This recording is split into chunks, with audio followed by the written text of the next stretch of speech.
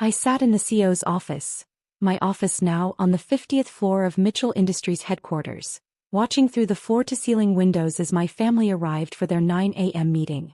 They didn't know it was with me. The bankruptcy trustees had only told them the building's new owner wanted to discuss their futures. My phone buzzed with a text from my younger sister Rebecca. "This is humiliating enough without you gloating. At least don't come to the building today." If only she knew. 5 years ago I'd sat in this same office, across from my father, presenting my ideas for modernizing the company's outdated technology infrastructure. "Waste of money," he declared, barely glancing at my proposal. "Besides, what do you know about success? You work in IT. The company's systems are obsolete," I'd argued. "We're vulnerable too." "Enough, Emily," he'd snapped. "Know your place. You're the daughter who fixes computers, not the one who runs companies. Leave that to your sister." A week later they'd eliminated my entire department, outsourcing IT to save costs. My own family had laid me off via form letter. "It's nothing personal," Rebecca had said, her newly minted MBA practically radiating from her designer suit. "Just business." Now, watching them file into the lobby through the security cameras, I thought about just business. About how they'd laughed when I'd started my own tech consulting firm. About how they'd mocked my little computer company at every family gathering. They'd stopped laughing 2 months ago when a massive data breach exposed Mitchell Industries' vulnerabilities, exactly what I'd warned them about. The scandal tanked their stock. Clients fled. Bankruptcy followed swiftly. My assistant's voice came through the intercom. "They're all here, Ms. Mitchell. Conference room A." I stood, straightening my suit, not designer but impeccably tailored. Success, I'd learned, didn't need flashy labels. "Tell them the owner will be there shortly," I replied. "And Sarah? Make sure the janitor applications are on the table." Walking to the conference room, I passed the empty desks of laid-off employees. Soon they'd be filled again, but not by the old Mitchell Industries staff. My company, Phoenix Digital Solutions, was moving in next week. I paused outside the conference room, listening to my family's voices. "This is beneath us," my mother was saying. "Begging for jobs from whoever bought the building?" "We don't have a choice," Dad replied grimly. "The trustees seized everything else."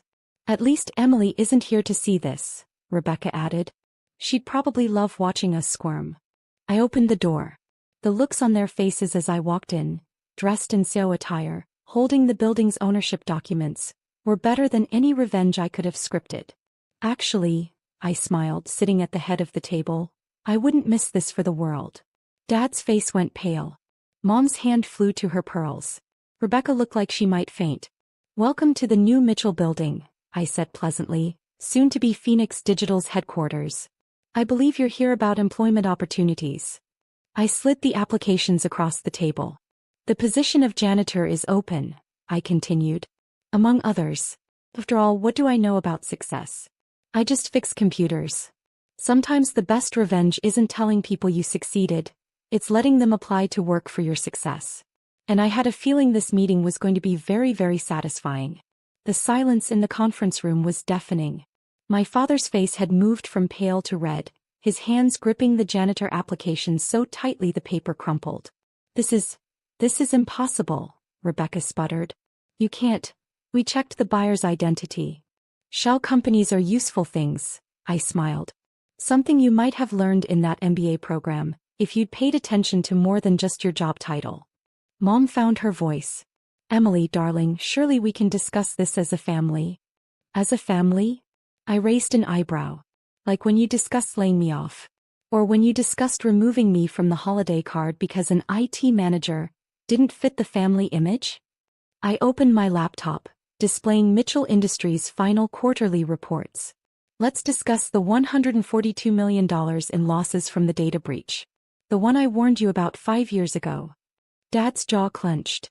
"You couldn't possibly have bought the building. The asking price was $89 million, I finished. Pocket change compared to what Phoenix Digital is worth now. Amazing what can happen when someone actually understands modern technology." I pressed a button on the conference room phone. "Sarah, please bring in the NDAs and severance packages." Rebecca's eyes widened. "Severance packages?" "Of course," I replied. "I'm not completely heartless. Unlike some people, I don't deliver bad news via form letter. My assistant entered with the documents. I noticed how my family flinched when they saw her designer suit, the kind Rebecca used to wear. You have two options, I continued, laying out the papers. Option 1. Generous severance packages, enough to live comfortably while you figure out your next steps. Provided you sign the NDAs and never attempt to work in this industry again. And option 2? Mom asked weakly. I tapped the janitor applications. You can apply for available positions. Starting at entry level, of course. No nepotism in my company. This is revenge, Rebecca accused. Pure and simple. No, I corrected. This is business. Nothing personal, remember? I stood and walked to the window looking out at the city skyline. 5 years ago I sat in this building warning you about outdated systems. You didn't just ignore me, you humiliated me. Fired me. Mocked my little computer company. Turning back, I smiled. That little company now has contracts with every major tech firm in the country. We're revolutionizing cybersecurity. And yes, we just bought your building at bankruptcy prices. Dad started to speak, but I held up my hand. The severance packages are generous. The janitor positions pay minimum wage. You have until noon to decide. And if we refuse both? Rebecca challenged. Then you can join the unemployment line like everyone else you've laid off over the years. I gathered my things. Oh, and Rebecca, that corner office you loved so much? It's being turned into a coding boot camp for underprivileged kids. Something actually useful. As I reached the door, Dad finally spoke. Emily, we were wrong. Yes, I agreed. You were. About technology, about business, and most importantly, about me. I nodded to Sarah. Show them out when they're done. And start scheduling interviews for those janitor positions. I have a feeling we'll need them. Walking back to my office, past the Mitchell Industries logo being removed from the walls, I thought about success. About revenge. About justice.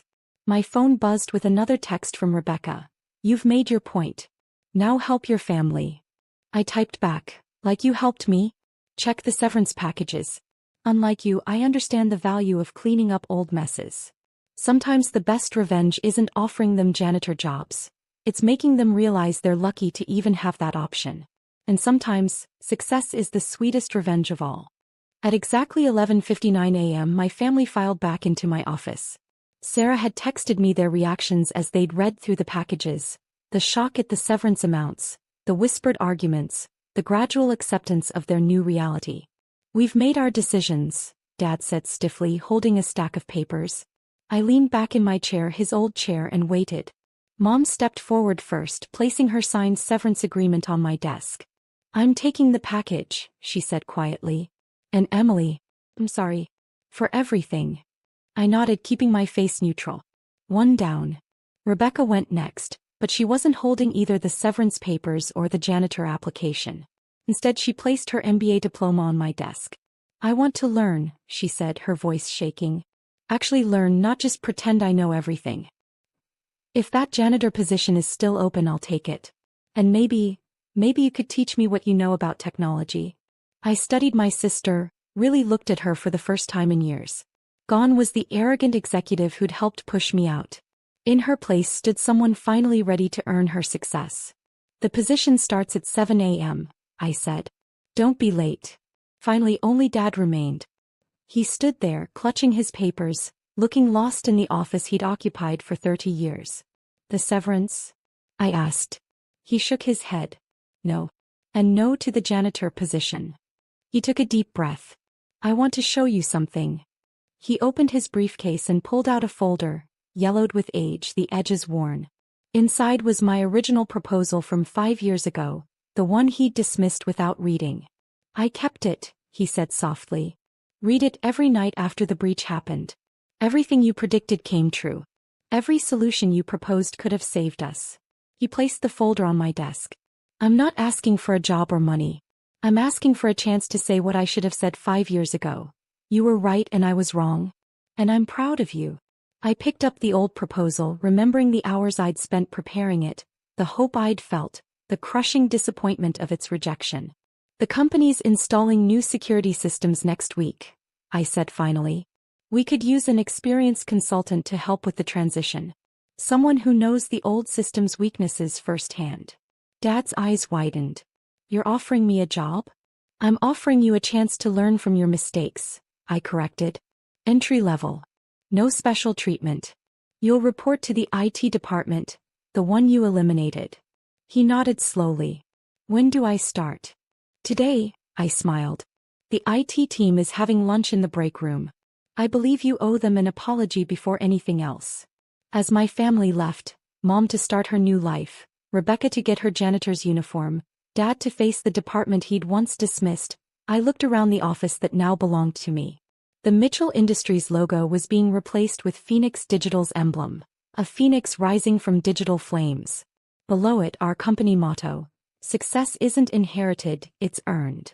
My phone buzzed with updates.